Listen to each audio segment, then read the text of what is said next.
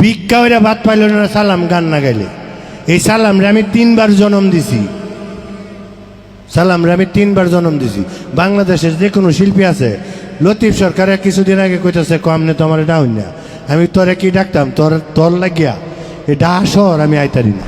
সালাম সরকার একটু আগে বলছে গান 2 প্রকার, না গান 3 প্রকার। কয় প্রকার গান? গান ফরজ, গান সুন্নত, গান হলো হারাম। 60-65 বছরের এক ভিডিও আমার বাপ দেখতেছে, বাবা কয়টা টেয়া দেন, আমি কিন্তু ভিক্ষুকরে টাকা দিই না, এটা আপনারা জানবেন, এটা আমাদের হাক্কানির সিলসিলাতে নাই। আপনি 20 টাকা 50 টাকা তারা ভিক্ষুকরে দিয়ে দিলেন, তার অভ্যাস আরও খারাপ করে দিলেন। এই যে নয়ন শেখ আছে না, কেকলায় যে গান গা হুরাবডি, এরপরে আরেকটা হইলো কি তা জানি, এটা নামও জানি না। এখানে 2 জন ডাক্তার ছিল। সৈয়দ নজরুলের যে রেজিস্টার, যে রোগীদের রেজিস্ট্রেশন করে, আপনারা যারা সহযোগিতা চান, আমার সহযোগিতা চানপুর না, এই সারা বাংলাদেশের যে কোনো প্রান্তে সহযোগিতা লাগবে, আমার সহযোগিতা আপনারা পাবে। তুই এন আমার জিয়ের টাইম নেলছে ফিসেতে বইছে যে, তো জিয়ে এই যে 2 বাতিজা শ্রাবণ মাস হইলাম তারা ঠিক করতেছি না, কিন্তু এইবার যে কি গান দিছে এটাও শুনছি না, কারণ তাল হারা এক বেতালা। কারণ পারিপার্শ্বিক এমন একটা মুমূর্ষ অবস্থা আমার বিরাজ করতেছে, একদিক দিয়ে শারীরিক, একদিক দিয়ে মানসিক, একদিক দিয়ে পারিপার্শ্বিক, এবং বিভিন্ন জন আমাদের বিদায় নিতেছে, ক্ষত বিক্ষত হয়ে যায়, যে কারণে আমি কিন্তু জানাজায় যাইতে পারি না, আমার মুখ শুকায় যায়। আমি 14তে অ্যাক্সিডেন্ট করার পরে আমার ডাক্তার নিষেধ। এখানে 2 জন ডাক্তার ছিল।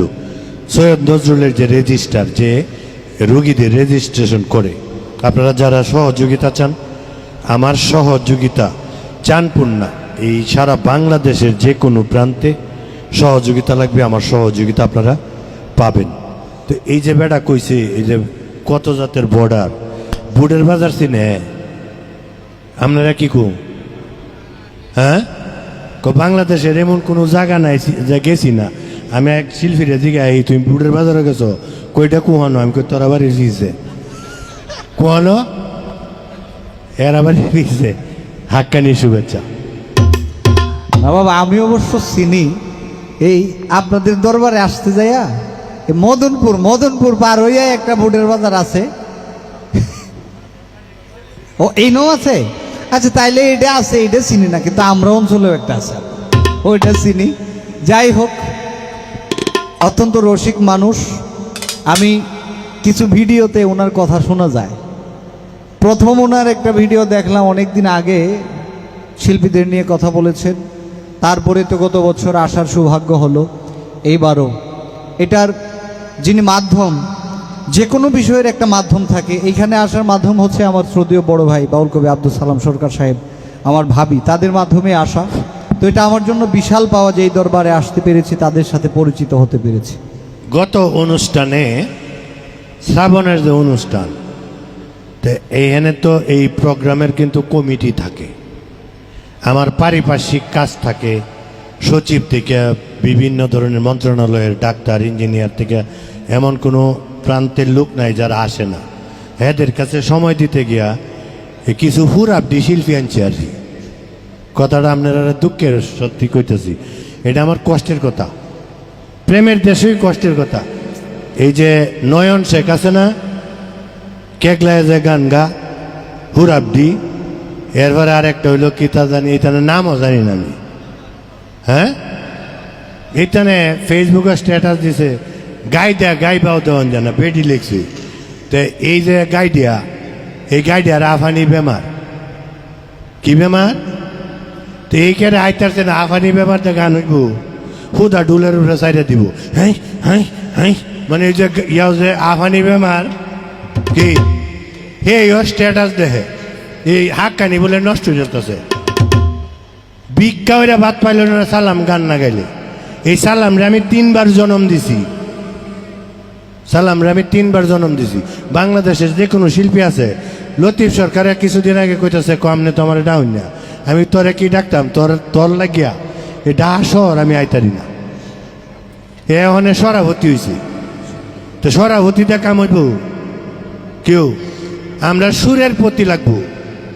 তো এই দিন যে গান গাইতেছি, দীনামণ্ডলের গান গাইতেছি, বিতি এতিমের লান চায় রয়েছে, বলে টেয়া দিয়ে কইছি তুই যাইস গা।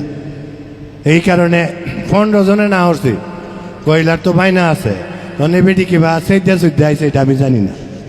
আপনাদের প্রতি ভালোবাসা, কৃতজ্ঞতা। আর পহিরসান তুমি বাতি যা নয় আইসো, ফলর যাতা খাইছো না, গন্যা মাছ কালি উজাই চলে লাইনে রাখো, ছাড়তাম না তোমার এইবার না। ডিসেম্বরের অনুষ্ঠান তো 4 দিন ব্যাপী হইব, তুমি যেই দিন গাইতারো, আর শেষে কিন্তু কেকলায় হয়ে যাইবা। আনোয়ারুল হক 7 দিন পর্যন্ত গান শুনছে, পরে দে আর শিল্পীর গলা দিয়ে গান আয় না, তো যাইও না।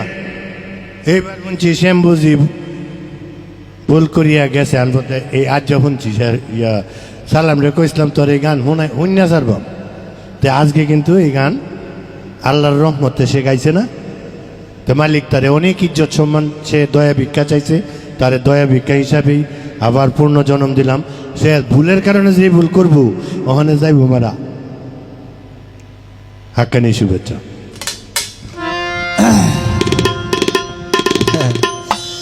কয় ফলের জাতা খায়ও না বাবা, ভালো মানুষের জাতা খাওন কিন্তু ভালো। তাইলে হয় কি, আমার যদি কোনো ত্রুটি থাকে, ভুল থাকে, তাহলে ওই জাতার কারণে ওইটা কেটে যাবে।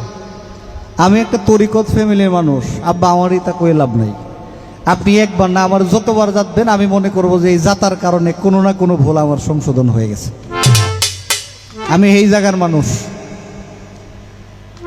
গানে যাব, গানে যাওয়ার আগে এটা কমে গেছে, মুখটা কমে গেছে।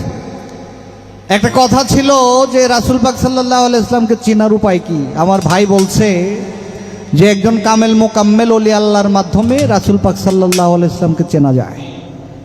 আজকে যার দরবারে আসছি, যিনি কথা বলতেছেন উনিও এক কথার মানুষ, এইখানে যিনি বসা উনিও সেম। আমিও চেষ্টা করি তাদেরকে অনুসরণ করার জন্য। এমন একটা কথা আইছে, কথাটা হইল এই। কয়েকদিন আগে ওনার একটা ভিডিও দেখছিলাম, একজন জিজ্ঞাসা যে মা বাবা থাকলে কি বায়াত হইতে হয়, উনি বলছে লাগে না। আমার কথাটা এইখানে, ভাই যদি না লাগে, যাদের মা বাবা আছে, মা বাবা থাকাকালীন অবস্থায় অনেকেই মারা গেছে, আছে না এরকম নজির? বাবা মারা গেছে, ছেলে মেয়ে মারা গেছে, আছে না? তাইলে যারা বায়াত হয়েছে না তারা নবীর দেখবো কেমনে? তারা কেমনে দেখবো? ধরেন বাবা থাকতে মারা গেছে ছেলে, দেখা যায়, আমি উদাহরণ যদি দেই, এই যে চট্টে বাজাইতো যে বাবুল আমাদের অঞ্চলের, এইখানে আমরা যারা মিউজিশিয়ান আছি সবাই চিনে, ওনার মা এখনো জীবিত কিন্তু উনি মারা গেছে। তো এইরকম যাদের বেলায় হয়, তারা দয়াল নবীজিকে কিভাবে চিনবে? কেননা দয়াল নবীজিকে যদি না চিনতে পারি তাহলে সকল কিছুই বৃথা। তাই ওনাকে চিনার যারা আহলে বায়াতের ছত্র ছায়ায় আসে নাই, তাদের যদি কোনো উপায় থাকে এটা একটু বলবেন। এটা একটা মিনতি রয়ে গেল। এখন সম্মানিত উপস্থিতি, আমি যে ফকির চান্ডে বলছি ছাড়বো না, এটার অর্থ কিন্তু হৃদয় থেকে তাকে গ্রহণ করে নিব, আলহামদুলিল্লাহ। এটা হলো বিষয়টা হলো যে তরিকতের মানুষ। এই সালাম সরকার একটু আগে বলছে গান 2 প্রকার, না, গান 3 প্রকার। কয় প্রকার গান? গান ফরজ, গান সুন্নত, গান হলো হারাম। ফাঁসিকি দিলে গান শুনলে গান শোনা হয় হারাম। আর আশেকি দিলে ফানাফি শায়েকে যখন সে চলে যায়, মুরাকাবা মুশাহাদা স্টেজ পার হয়ে যখন সে চলে যায়, তখন সে তার জন্য গান শোনা হারাম। যেটা আপনাদের সামনে আমি অনেকবার বলছি, গান শোনা ফরজ। আশেকি দিলে যে গান শুনে, আশেক ফাসেক 3 শ্রেণীর মানুষ। কয় শ্রেণীর মানুষ? 3 শ্রেণীর মানুষ। একটা হলো বাজাইরিয়া, একটা হলো আজাইরিয়া, আর একটা হলো মাজাইরিয়া। কয় শ্রেণী? এই মাজাইরিয়া শ্রেণী খালি মাজারে মাজারে ঘুরে, এক ফলি 3 লইয়া কোন কাউন দিব। আজকে 3 দিন পরে খাইছি, আমার চেহারাটি বাসে আমি খাই না, না আপনাদের কাছে খাবার চাই। আমি অনুষ্ঠান করি আপনাদেরকে মনোরঞ্জন দেওয়ার জন্যে, আপনারা যেন আশেক হন। কার? ফানাফি শায়েকে এবং আত্মশুদ্ধির পবিত্র বন্ধনে। এখানে সূরা নাজমের 28 নম্বর আয়াত, তাহারা অনুমানের অনুসরণ করে, সত্যের মোকাবেলায় অনুমানের কোনো মূল্য নাই। আর সূরা বাকারার আয়াত নাম্বার এখন মনে নাই, বলতেছে তোমার বাপ ভাইগণকেও বন্ধু বলিয়া গ্রহণ করিও না যদি তাহারা ইমানদারিকে বাদ দিয়া কাফেরিরে ভালোবাসে। তাহলে মা এবং বাবা, 4-5 দিন আগে ওই যে আমরা দিলীপ খানের ইয়াতে গেছি, পাম্পে তেল ভরতে গাড়িতে, 60-65 বছরের এক বেটিয়ে আমার বাপ ডাকতেছে, বাবা কয়টা টেয়া দেন, আমি কিন্তু ভিক্ষুকরে টাকা দিই না, এটা আপনারা জানবেন, এটা আমাদের হাক্কানির সিলসিলাতে নাই। আপনি 20 টাকা 50 টাকা তারা ভিক্ষুকরে দিয়ে দিলেন, তার অভ্যাস আরও খারাপ করে দিলেন। পারলে 10,000 টাকা দিয়ে দেন, সে যেন আর ভিক্ষা না করে। এই 50 টাকা দিলে সারাদিন সে ভিক্ষাই করতেছে। তো আমারে ওই ভিক্ষার মধ্যে বলতেছে, বাবা কয়টা টেহা দে, 20টা টেহা দিন। আমি বলছি বাপ ডাললে কাম হইতো না। কি হলে কাম হইব, আমি গাড়ি তোড়াই হলে যে আমার জি পাইছি 65 বছর জি। পরে আমার জি ভূত আছে, তাইলে কি বাপে এইটা কি কে লেগে বাপ ডাকছে? এই 50 টাকা বা 20 টাকার লেগে বাপ ডাকছে। তা শিল্পীর যে বাপ দেখে গড়ে এই যে, আর আমরা যে ছোট বাচ্চাদেরকে যাদের 1 বছর 1.5 বছর 2 বছর মুখে হাসি ফুটায়, 2.5 বছরের বাচ্চাদেরকে আমরা কি ডাকি, আম্মা ডাকি, আব্বা ডাকি, কেন? তারাও যেন সেই পবিত্রতাটা, সেই শুদ্ধতাটা নেয়। গুরু পিতা, গুরু মাতা, গুরু আপনজন, যে যেভাবে পারো ধরিতে নিরঞ্জন। করেছেন আমার ধ্যানেরও সাথী, বলেছেন আমার সাই রাব্বানা, কবুল করো হে আদম সুরতে সফিয়ানা। হাক্কানি শুভেচ্ছা।